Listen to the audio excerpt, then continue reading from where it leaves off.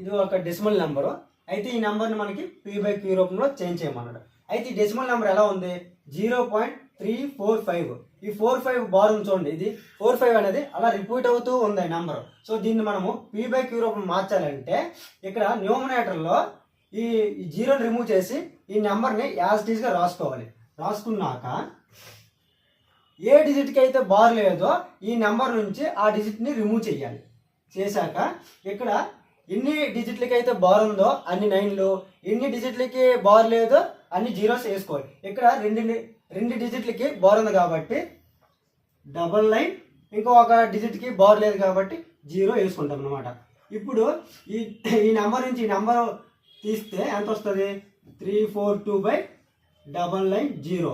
ఇప్పుడు 9తో క్యాన్సిల్ చేస్తే 9 1s 9 1s 9 0s 9 3s 9 8s. మళ్ళా ఇది 2తో క్యాన్సిల్ అయితే 55, ఇది 2తో క్యాన్సిల్ అయితే 19. దీని ఆన్సర్ 19/55.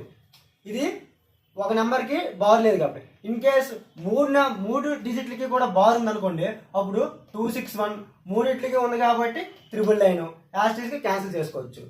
బార్ లేనప్పుడే కింద 0 వేసుకోవాలి, బార్ ఉంటే 9 వేసుకోవాలి.